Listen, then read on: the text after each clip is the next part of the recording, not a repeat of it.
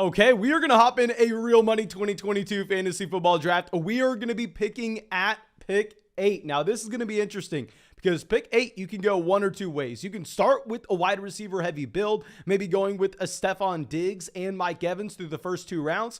Or maybe you want to grab a Derrick Henry. Maybe you want to then follow it up with a DeAndre Swift or a Joe Mixon in round 2. But let's see what value falls to us. Let's slide over here. And this draft should kick off in about 1 to 2 seconds. And of course, y'all know I got to say this because you've only heard it a million times by now, but there's one person watching this live stream that somehow, some way is not signed up for Underdog Fantasy. Oh my God, my man, fix your life. Go sign up for Underdog Fantasy. Have some fun in these real money fantasy football best ball drafts. And when you go and sign up for Underdog Fantasy with the link in the description or in the comment section, they will match your first deposit dollar for dollar up to $100. So you're trying it out for free. And also with a $10 deposit minimum, and you use promo code FLOCK with that link in the description, you get our 2022 fantasy football draft guide. So please make sure you take advantage of that.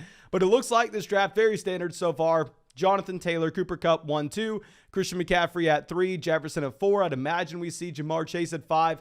Now, if somehow we add Jamar Chase, make it into us at pick 8, yeah, that would be very, very exciting, but highly unlikely. I've only had one draft where we actually got Jamar Chase at pick 8. We had Joe Mixon falling to us at pick 17, but looks like maybe it's happening. No, Chase goes at pick 6. But now we are going to be hopefully getting Stephon Diggs.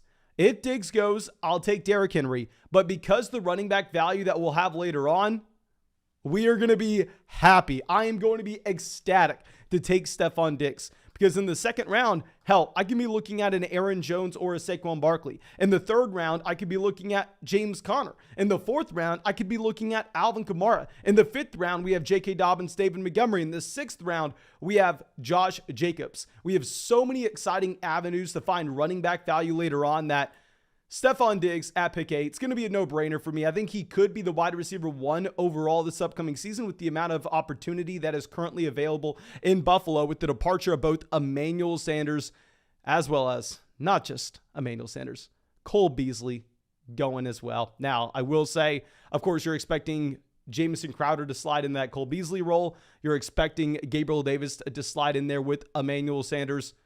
Who knows? Maybe, just maybe. It doesn't happen. Now, this is something that I have seen a lot as of late. Najee Harris is falling. Now, when I get Harris at the beginning of the second round, I'm going to be ecstatic. Back when his ADP was about pick 8, we came out and said, yeah, Najee Harris is probably not someone we should be reaching on here because you can find another running back in a bad NFL offense that's going to have a role to an elite level workload later on in your draft with someone like a David Montgomery. But Najee Harris at pick 15. You have to get excited about that. Now we're going to be on the clock. I think we go Aaron Jones. With Aaron Jones, let me head over to my 2022 fantasy football draft guide to give you my favorite Aaron Jones statistic. Of course, this draft guide is available on flockfantasy.com. Almost 300 pages of some of the best fantasy football content, some of the best fantasy football information you can find, in my opinion, or you could just go sign up for Underdog Fantasy. Use promo code FLOCK when you sign up and get this draft guide essentially for free. But if we're looking at this Aaron Jones workload with no Davante Adams in Green Bay, now, of course, it's a small sample. Now they have A.J. Dillon, and also they have an entire offseason to prepare for what this offense looks like with no Davante Adams. However, Aaron Jones has played 50 games since 2018 with Davante Adams in Green Bay. And in those 50 games, he averages 20 receiving yards a game. He averages 3.7 targets per game, which is, yeah, definitely fantastic. I mean, he averages about 16 fantasy points per game as well. However, if you're looking at the games where Davante Adams does not play in, you get 6.7 targets for Aaron Jones on a per game basis. That would be 114 targets through the course of the entire year. You have 55 receiving yards per game. That would be 942 receiving yards throughout the entire year. You combine that with his rushing yards per game. If Aaron Jones keeps the same role he has had since 2018 in games where Davante Adams misses, Aaron Jones goes for over 2,000 yards this year. Now, of course, that's not the median projection. You're not going to expect that small sample does remain constant throughout the entire season, but it's still very exciting to say the least. That's why I'm definitely going to prefer, say, the combination of Stephon Diggs and Aaron Jones versus the combination of Dalvin Cook and Deebo Samuel.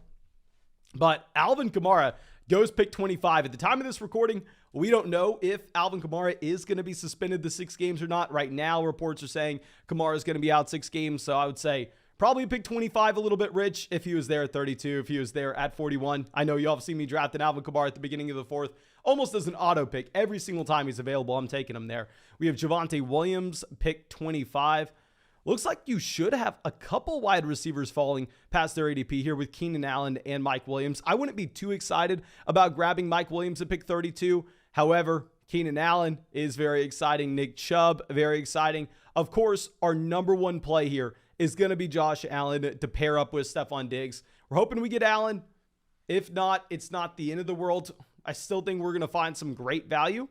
This is how we're going to rank these guys. I'd actually move Nick Chubb ahead of Keenan Allen, and I'd move Josh Allen ahead of Keenan Allen as well. Chubb off the board. Josh Allen's going to be our best pick in this range.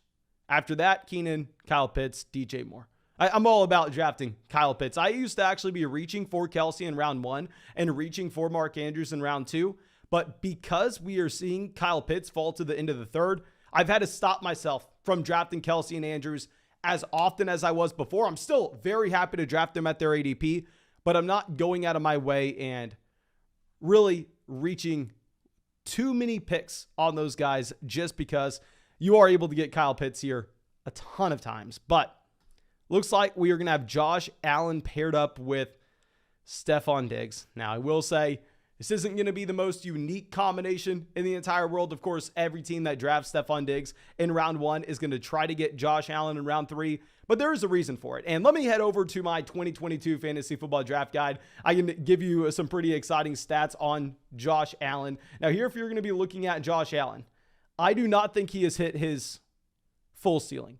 He had a 5.6% touchdown rate last year, which was about league average. If we see that touchdown rate get closer to 7%, dear God, he could be bananas. He was already the quarterback 1 in fantasy last year. And if we look at quarterbacks since the year 2000 to average 250 passing yards in a game and 40 rushing yards in a game, you have Josh Allen, Michael Vick did it twice, and Cam Newton in 2011.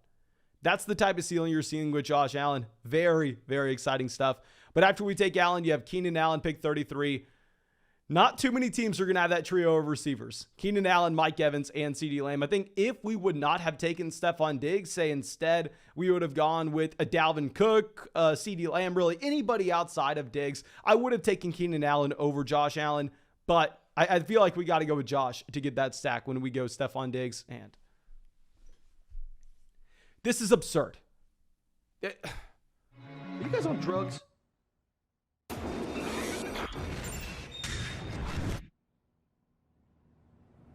Okay. I tweeted about this a couple weeks ago, but I am just not going to draft Gabriel Davis at all this year. It looks like I will have legitimately no Gabriel Davis. He's going at pick 37. Gabriel Davis just went ahead of Hollywood Brown, Patrick Mahomes, James Conner, Terry McLaurin. We are getting James Conner in the 4th round. This is why we go Stephon Diggs round 1, ladies and gentlemen. On Underdog Fantasy, we just drafted James Conner, pick 41. If we look at James Conner, very similar to what we did with Aaron Jones, and we look at the games that you had James Conner playing last year with and without Chase Edmonds. The 10 games he played with Chase Edmonds, James Conner had no role as a pass catcher at all. I actually thought he was a sell high candidate before the Chase Edmonds injury because his touchdown rate was unsustainable and he had no usage in the receiving game. It was a pure committee. He only had 1.3 targets per game. But in the 5 weeks where you had no Chase Edmonds in Arizona, you had James Conner bumped up to 5.6 targets per game. Bumps up his receiving yards per game from 14 to 44. Bumps up his points per game from 14 to 23. Dear God, a James Conner pick 41. I love this team. I love this team. Happy to see those teams before us reach on Gabriel Davis, reach on a couple of the quarterbacks. I understand wanting to get Patrick Mahomes to have that stack there with Kelsey. I just can't imagine taking those guys over James Conner. But after we take James Conner, you have Terry McLaurin, Breece Hall, Deontay Johnson all off the board. Lamar goes at 45 to stack up with Mark Andrews. So it does look like you have the quarterbacks going a little bit earlier in this draft than most. Usually you have Justin Herbert as a late 4th round pick. You have Lamar Jackson and Patrick Mahomes going in the 5th round, which is why the majority of these drafts I am coming away with one of those quarterbacks in either Lamar Jackson or Patrick Mahomes. But we'll grab the elite level guy in Josh Allen in this one in particular. And when we have Allen, it's a good thing for these quarterbacks to be going off. Of course, we want these quarterbacks to slide up and preferably to push down some wide receiver or running back value. I know we already have Aaron Jones and James Conner, but if you want to push down to Cam Akers to us at pick 56, I'll be excited. I'm not going to complain at all. And what I will complain about, however, because I forgot to say this at the beginning, is if you have not dropped a like on this video, if you have not subscribed to the channel and you play fantasy football, fix your life. Go down there, drop that like, subscribe to the channel, go to the comment section and type out real quick, Mason, you're the best fantasy football drafter I've ever seen. I don't know how you were so smart. How do you fit all that information in that massive head of yours? Please, you can feel free to leave a comment along those lines as well. That was just a rough draft. I mean, y'all can take it any direction you want, but as long as it's hitting those main points in. But now we have Brandon Cooks off the board at pick 50. I guess maybe, just maybe, we are going to have Cam Akers making it to us. I'd be surprised. Cam Akers usually doesn't go before these guys in Judy, Kyler. Kyler is another quarterback that looks like he's going a little bit early in this draft compared to most. Kyler Murray going here at pick 49 compared to usually at the 5-6 turn. And don't do it. Guys, come on. Do not let us just build a super team like this. Don't give us Darren Waller or George Kittle. Like, do you want to have a chance to win this league? Or do you want to just let us have every player that we want at a massive value? Don't give us Darren Waller or George Kittle. Like, come on. I'm trying to help you all out. I'm trying to help you out. Rodney on the clock, Eckler, Leonard Fournette, Nick Chubb. He goes Darnell Mooney over Darren Waller. Ugh. Idiot. Okay, I think we're going to come away with one of these tight ends because Egghead, the team right before us, took Kyle Pitts. A lot of these drafters are afraid to grab 2 of those elite level tight ends and go with the bully tight end strategy. So it looks like we may be getting Darren Waller or George Kittle. And if we get Darren Waller, okay, he goes 54. I honestly am just fine with George Kittle. It looks like we can get Lance in this range a little bit later on. So yeah, let's fire up George Kittle here. Oh dear God, this is exciting.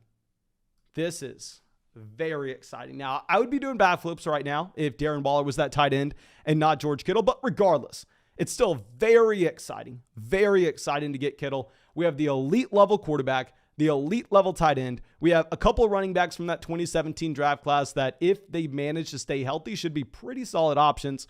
And we have Stephon Diggs, of course, as our wide receiver 1. I could not be more excited about this draft. I think this has fallen into our laps perfectly. Now, in terms of the players that we are looking at on the way back around, Amon-Ra St. Brown off the board. I really want one of these 3 players. Russell Gage and Adam Thielen at the 5-6 turn. What are you doing? This is the same team that took Gabriel Davis, pick 37. I prefer Godwin in this range. If we get Godwin, I think that'd be very exciting. Looks like this draft room is going to favor the wide receiver position slightly. With Chris Godwin, we're adding on to that 2017 draft class. I mean, Aaron Jones from the 2017 class, James Conner from the 2017 class, George Kittle from the 2017 class. So is Chris Godwin. Would be excited to get him. I'm fine with Jacobs regardless. Jalen Hurts goes, so we are going to get one of these 2 guys. Okay. The team before us took David Montgomery at running back. They go Godwin. Let's go ahead. Let's take Josh Jacobs. I've never been a massive fan of Josh Jacobs, right? I think Josh Jacobs in years past has been a running back that wasn't really involved as a pass catcher out of his backfield. So you're really just drafting Josh Jacobs for some type of touchdown upside. He did lead the NFL in yards inside the 10-yard line 2 years ago. He does have that goal line role. Let's go ahead. Let's take Josh Jacobs. We're only going to have to draft 5 running backs in this team, assuming that we get 2 guys a little bit later on. But yeah, I've never been a massive fan of Josh Jacobs. The thing is, if we look at the wide receivers he's going around now, it is a completely different caliber of player compared to what we are used to seeing. So I'm fine Jacobs at pick 65. Please let me know if you think we should have gone with the receiver.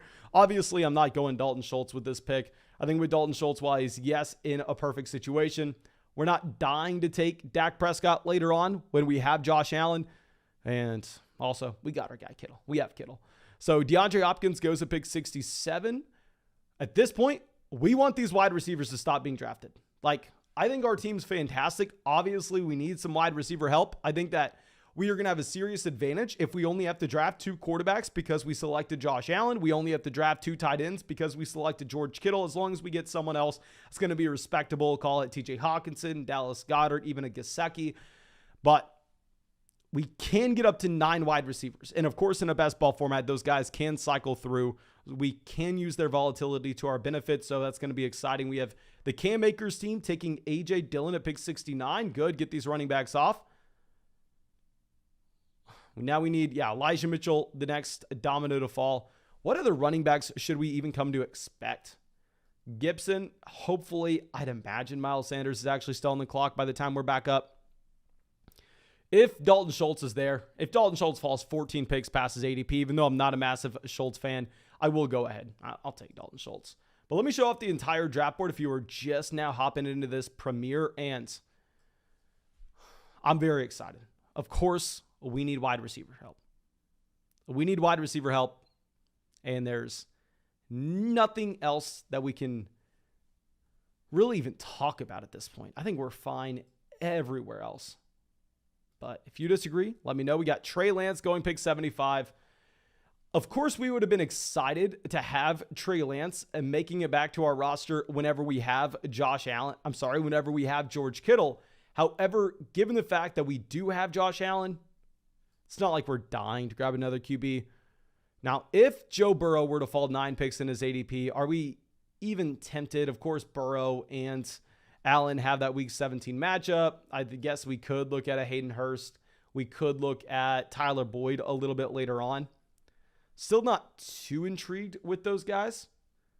Burrow off, good. That's good for us. Looks like we're going to draft a wide receiver that I have taken a ton of. Now, I understand he just continues to fall some more.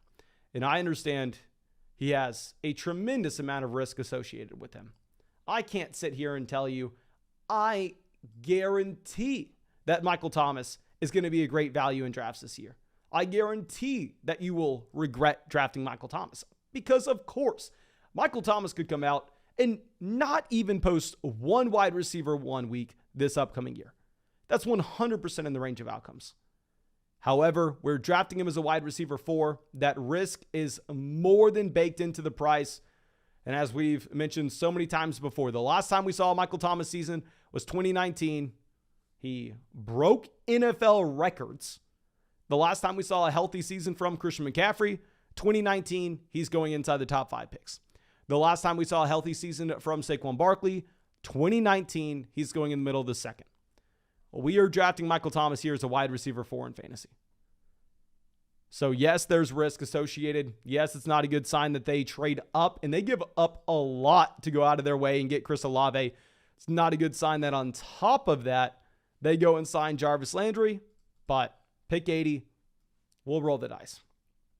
Now at this point, not too interested in Brady here. I think what we would be looking at is Miles Sanders. I have been drafting a lot of Clyde Edwards-Helaire, regardless of if I have Mahomes or not. Clyde Edwards-Helaire has been someone that's been falling a ton. I wasn't really drafting CEH in the middle of the 7th because I felt like people hadn't appropriately reacted to the news that you had with Jerick McKinnon signing and how McKinnon's presence may cap the overall ceiling of Clyde Edwards-Helaire because they could always go to a committee, even in the case of a Ronald Jones injury.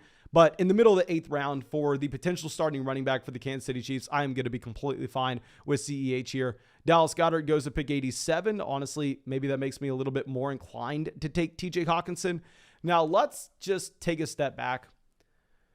Look at what is going to be available to us a couple rounds later. Like rounds 9 and 10, I usually like the running back value in that range. You're going to be looking at Kenneth Walker, Cordell Patterson, Melvin Gordon, James Cook.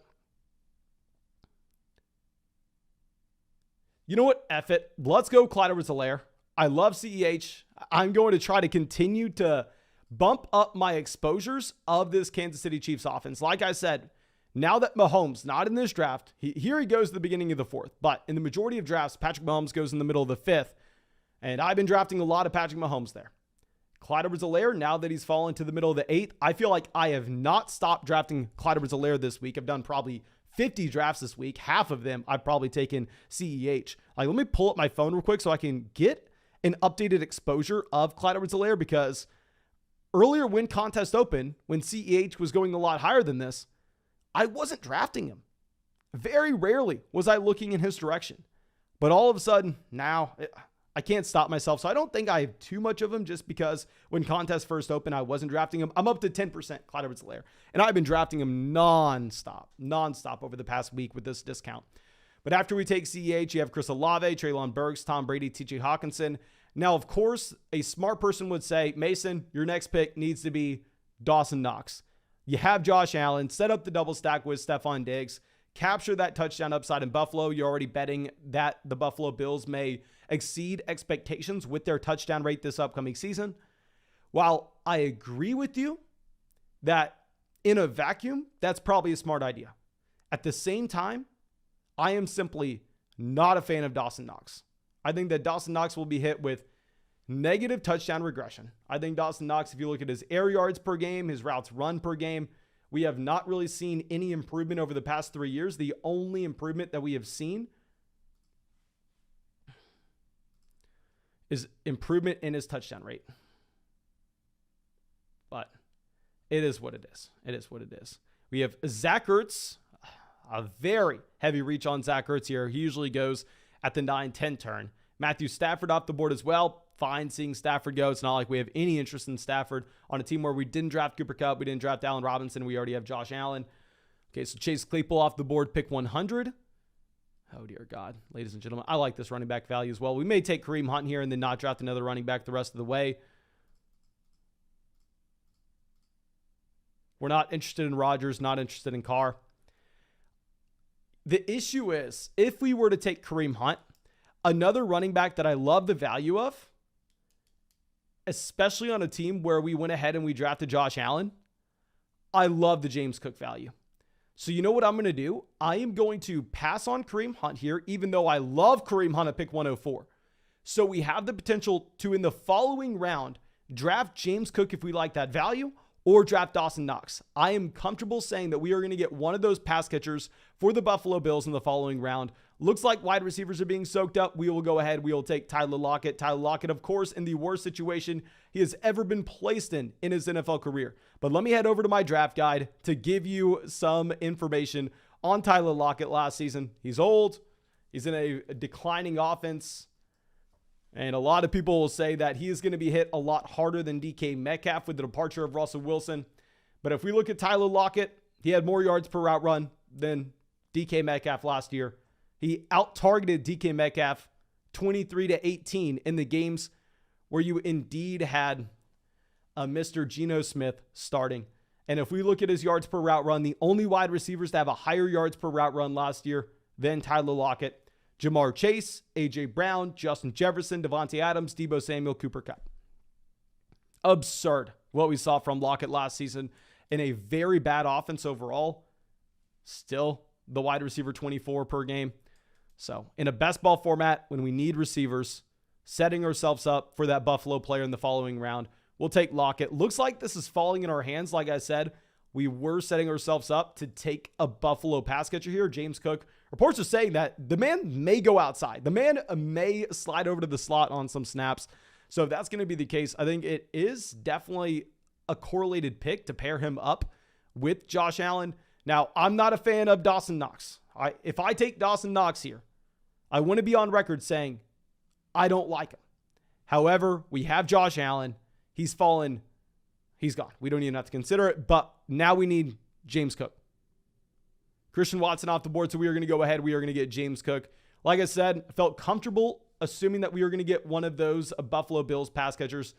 We get the running back, someone else that has been falling in drafts because reports are saying that Devin Singletary is the starter. Of course, Devin Singletary is the starter. He's the guy that's been in the building for the past 4 years now. The coaching staff is never going to come out of their way and say, yeah, the rookie that we just drafted in the second round is the starter the second he steps in the building. Screw the veteran that has put in 4 years of work with this organization that I personally have known for 4 years. Let's disrespect him. Let's go to the media and say that he is losing his starting job without a chance, that there's nothing he can do. No, you would never say that as a coach. As a coach, you go to the media and go, oh yeah, no, that veteran that's been in the building with us for 4 years, don't worry that we just drafted his replacement. No, he's not a replacement. We're going to find a way to work them both together. I love our guy, Devin. Devin's been fantastic for this organization. He's the starter here. The new guy in the building, he's going to have to work for it. He's going to have to work for it. He's going to be the back. Of course, that's what you say. You're an NFL head coach talking to the media. What else do you say? Okay. So after we take James Cook, we are now done at running back. We have 5 running backs. We invested in them early. We have some running backs, a part of elite level offenses, James Cook in Buffalo, Clyde Edwards-Helaire in Kansas City. Expect the Raiders to be pretty damn good this year. Expect the Cardinals to be pretty damn good. And I expect the Green Bay Packers to be a very competent organization as well. So I think we are pretty solid at running back. Now we just need to try to find some of that wide receiver value. Find some wide receiver value a little bit later. But Kenny Gallaudet wouldn't be the worst thing in the world. I'm sorry. I'm not drafting Irv Smith Jr. anymore. I liked him before his price went up this high. I think the Irv Smith Jr. ADP is honestly a little bit skewed based on Kirk Cousins' teams reaching on him. We have Justin Fields off the board, 125. Fine with me. I actually like the idea of taking either Kenny Gallaudet or Mecole Hardman because we can talk ourselves into, if we draft Kenny Gallaudet, we can pick up Daniel Jones later on and we can backdoor that New York Giants stack. Or, if we draft Mecole Hardman, we get some correlation there with Clyde Edwards-Helaire in that Kansas City Chiefs offense. So, Emo Cowboy on the clock. They have Burrow at quarterback, running back Barkley, Hall, and Melvin Gordon. They take Jacoby Myers, Egghead, Aaron Rodgers at QB, Kyle Pitts at tight end, running back Derrick Henry, Antonio Gibson, Kenneth Walker. Looks like they are, I don't want to say having a cookie cutter draft, but they are definitely not reaching on too many players. We're going to go ahead. We are going to get Kenny Gallaudet. As we said, I think with Gallaudet, we can go ahead. We can backdoor our way into that New York Giants stack. And dear God, we are just heavy on these veteran wide receivers. Imagine if this was 2019. Imagine if it was 2019. We have the number 1 wide receiver in the NFL in Michael Thomas. We have a top 10 receiver in Kenny Gallaudet. Of course, sadly, the year is 2022, so sadly that doesn't help us, but we can pretend it does. Okay. But Irv Smith Jr. off the board at pick 131. I would have taken him 137. I just can't get behind his ADP being like 122, 123. Now, outside of this, we still probably want some wide receiver value making it back to us. Jamison Crowder off the board. Crowder would have been in play, but we already have a double stack with Allen. I don't think we need to continue to just load up on Buffalo Bill. The rest of the draft. We have our 2 guys with Diggs and James Cook. I think we are fine. We're not drafting any running backs anymore. Devontae Parker off. I would go Freiermuth. If Freiermuth makes it, I would. But this team has yet to draft a tight end. I'm honestly probably going to be taking, he goes command. Okay. Yeah. So we're going to take Pat Freiermuth here as our second tight end. Like I said, I think whenever we go ahead and when we get a second tight end to pair up with George Kittle, that's respectable. We only have to go through and draft 2 of these guys. Now, yes, I understand. You don't have to tell me. I know that both the Steelers and the 49ers have that week 9 bye, but to be completely honest, hell, I'm willing to sacrifice the 10 points through the course of the entire season to potentially have a unique combination of 2 tight ends and to potentially have an elite level ceiling at the end of the year. So we're going to go ahead. We are going to take Pat Freiermuth here. Now we are done at tight end. We are done at running back. We need 1 more QB, and then the rest of this draft is just wide receiver. Quarterbacks that we can look at a little bit later on. We could look at Kenny Pickett. I don't want to go down that route because, of course, you're only going to have Pickett for half the season, or Trubisky you're only going to have for half the season. Ideally, we're going to get Daniel Jones, especially when Daniel Jones does possess some rushing upside. But let's just see what falls to us. Okay, Gesicki off the board, Nyheim Hines, Isaiah Spiller, all those players being gone is 100% a good thing for us. Hunter Henry, get him off. Come on, take these tight ends. Albert, perfect. I feel like we smashed this tight end room with George Kittle at a reasonable price point, pick 56, and then Freiermuth about 10 picks behind his ADP as well. So quarterbacks, in terms of Lawrence, I understand Lawrence has some rushing upside. You know what we could do? If Lawrence were to fall to us and we really wanted to take Trevor Lawrence, We could take Lawrence, and then on the way back around, we could get Marvin Jones. Robbie Anderson, 148. It looks like we're probably going to end up having to go QB here. So what's the other value? Wait, we can't take running back. We can't take tight end, as we already said. Really, it's going to be quarterback and wide receiver. I'm not going to be reaching on Marvin, Corey Davis, Nico Collins, Alec Pierce, Sammy Watkins, George Pickens. Honestly, I may just end up taking Jameis Winston because we took Michael Thomas early on in this draft. And my issue with taking Trevor Lawrence is, in theory, if we can just go ahead and get Marvin Jones with our next pick, where Marvin Jones has an ADP of 160, our next pick's 161, then fine, that's a great idea. But in reality, Marvin Jones is the next best receiver in ADP. So I don't even know if he would make it back to us. Trevor Lawrence off the board regardless. We're going to go ahead. We're going to take Jameis Winston. Call it the all 2019 draft. Jameis Winston obviously led the NFL in passing yards and was second in the NFL, only behind Lamar Jackson in passing touchdowns back in 2019. But now, please take some of these quarterbacks, take some of these running backs. I don't give a damn if you draft Nico Collins. There's no way in hell I'm considering Nico Collins in the 13th round with Davis Mills. I know some people want to make the argument, oh, no, Davis Mills is a league average quarterback. Davis Mills is great. Did you not see his rookie year? Oh, guys, come on. What are we talking about here? Las Vegas currently has the Houston Texans with the lowest team total of the season. Las Vegas, in a 17-game season, currently projects Houston to win about 4.5 games. Davis Mills isn't good. You think Davis Mills is good? Instead of drafting Nico Collins in the 13th round, why don't you just go bet your entire net worth on the Houston Texans over at 4.5? I mean, hell, if they go 5-12, you make money. Now, I'm not telling you to do that. Please, I'm saying there's a reason that that's the case. Las Vegas knows more than you, more than me, more than everybody watching this video. They know that Davis Mills is bad. That's why they're putting the line there. Okay, but after this, I guess we're looking wide receivers. Yes, maybe you can make the argument, oh, Sammy Watkins does correlate with Aaron Jones. Not the worst pick in the world. I would definitely prefer Marvin Jones. George Pickens technically does correlate with Pat Frymuth. It's not exciting, but it is what it is. Kenneth Gainwell off the board, good. I love Gainwell. Like, I wish we could take Kenneth Gainwell here, but I just think that we can't continue to slam in running backs when we have Aaron Jones, James Conner, Josh Jacobs, Clyde Edwards-Helaire, James Cook at RB, and then a wide receiver, we're just stuck with Stephon Diggs, Michael Thomas, Tyler Lockett, Kenny Gallaudet, and Marvin Jones. It's not a horrible wide receiver room, of course, because we have Stephon Diggs here at 9.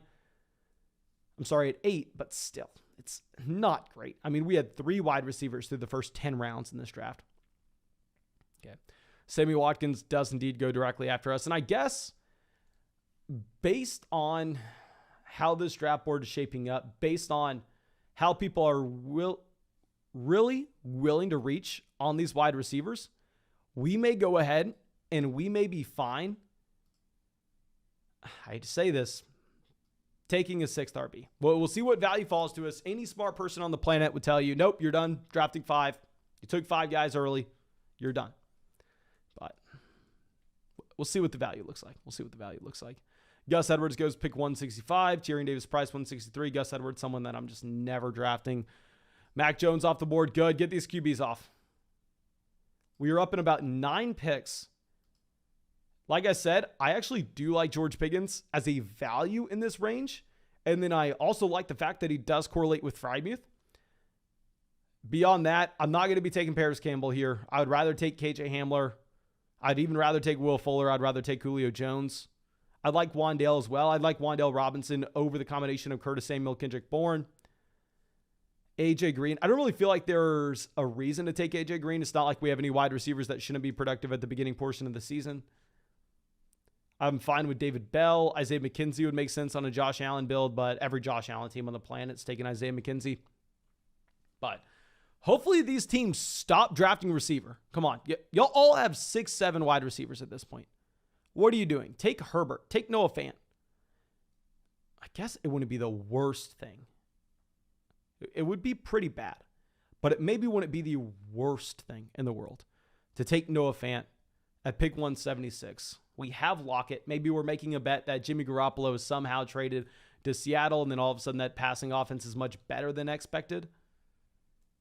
We would get him 10 picks behind his ADP. Of course, this is just pure imagination right now, because we're not even on the clock. We don't even know if Noah Fant is going to be there.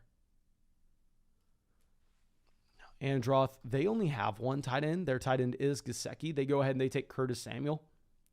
If KJ Hamler's available, it almost doesn't even matter what we have at tight end. We're just going to have to go ahead. We're going to have to take KJ Hamler. I like Hamler overall. Y'all know I'm not a massive fan of drafting the combination of Cortland Sutton and Jerry Jeudy at cost because they're going in the 3rd and 4th rounds. But KJ Hamler, Tim Patrick, I do think those are two wide receivers that are much better than the public believes that they are. I'll put it that way. Now we have Jamal Williams, 174. KJ Hamler available to us. Very unlikely that we get Noah Fant on the way back around, but also very unlikely that we get KJ Hamler on the way back around. And for a best ball format in particular, I really do like KJ Hamler this far. And I know a lot of people are going to comment on the video. Mason, we need to see some redraft leagues. I don't care that you like KJ Hamler for best ball. What are you doing in a redraft league here? Your redraft league isn't going deep enough for KJ Hamler to be getting drafted. So what the hell are we talking about? I mean, in your redraft league, hell yeah, just take a swing on a running back that you can cut after week 1. But after we take KJ Hamler at pick 176, we're hoping that we get another wide receiver making it to us. Will Fuller is one of my most drafted players in fantasy this year. We did tweet it out a couple weeks ago saying, can the Buffalo Bills just sign Will Fuller already? I know there were reports saying, oh, Will Fuller would already be in Green Bay if it wasn't for the fact he doesn't want to play in the cold, which I don't get. The man went to Notre Dame, but it is what it is. Will Fuller, last time we saw him play was 2020, 2 years ago. CMC, Saquon Barkley, they really haven't been healthy since 2019. And last time we saw Will Fuller healthy was 2020. He was the top 10 wide receiver on a points per game basis. Don't know what's going to happen with him. There are a lot of good landing spots, a lot of potential good landing spots, of course. But you know what? If Darrell Williams were to fall, we may end up just having to take Darrell Williams, falling 15 picks past his ADP, pairing up with James Conner, getting every available touch in Arizona. I'm going to personally take Darrell Williams here, but I want to be on the record to let you know that if you were watching a smarter person draft, if you were not watching a clown in a suit right now draft, you would see them go with a wide receiver. But we're going to take Darrell Williams. We're going to take 6 running backs with this build that probably doesn't need a 6th running back. So let's slide this down. Quarterback, we have Josh Allen, Jameis Winston. If you take Josh Allen in the 3rd round, Josh Allen gets injured, or say Josh Allen disappoints overall, we've already lost the draft, okay? There's no reason for us to really worry too much about our quarterback depth behind Allen. At wide receiver, we have Stephon Diggs, Michael Thomas, Tyler Lockett, Keenan Allen, Marvin Jones, KJ Hamler. Very weak wide receiver room. I get it. We're really banking on a bounce back from Michael Thomas, Tyler Lockett to not be as disappointing as he was. Aaron Jones, James Conner, Josh Jacobs, Clyde Edwards-Helaire, James Cook, and Darrell Williams at RB. We have George Kittle and Pat Freiermuth at tight end. So we're going to have to hopefully hit on 2 wide receivers here at the very end of the draft that I don't really say can save us, but can at least keep us afloat. Keep us afloat. And then during that massive playoff tournament, hopefully we are going to get a spike week from someone like Gallaudet. That's what we have to hope for. Or maybe, just maybe, we can have one of these running backs hitting the flex for us. Now, wide receivers, I can't stop drafting Devin Duvernay. Like, Duvernay is probably my most drafted 18th round player. Outside of that, I'm going to be passing on Odell with this team, especially when we don't have the wide receiver depth to take up his zeros throughout the course of the season. Same thing with John Mechie. I'll be passing on Zay Jones. I'll be passing on Bryan Edwards. I'd rather take Donovan Peoples-Jones in this range. Let's queue up Donovan Peoples-Jones. Maybe queue up Byron Pringle. Who else? I know some people are drafting N'Keal Harry now. I personally can't get behind it. Velus Jones Jr., Tyquan Thornton is just guys that we know will be on rosters by the time week 1 comes around. Also have the speed to potentially pop off with a random spike week. Now, if J.D. McKissic were to fall to us, I can't take him, obviously. I can't take him, look at our running back room. But if McKissic were to fall, I think it would be a safe thing to say that our Darrell Williams over Will Fuller selection was just absolutely atrocious. Absolutely atrocious. Okay, so N'Keal Harry goes pick 195. Just speaking on people going out of their way to draft N'Keal Harry, to draft a name. I'm sorry If Bill Belichick couldn't help N'Keal Harry figure it out, I doubt the Chicago Bears can. I doubt Chicago can. Devin Duvernay off the board at 196. John Mechie, 197. Like I said, these wide receivers that will miss the beginning portion of the season, I don't think we're deep enough at the wide receiver position to burn that roster spot through the course of the year. Honestly, wouldn't be too upset going A.J. Green with this build in particular where we really need wide receivers that are playing snaps. Okay, Emo Cowboy on the clock. They go Carson Wentz, pick 198. Egghead, let's see where they go. Okay, they go Baker Mayfield. So we are indeed going to get A.J. Green. I do want to be on record saying that Darrell Williams selection by us, very, very bad.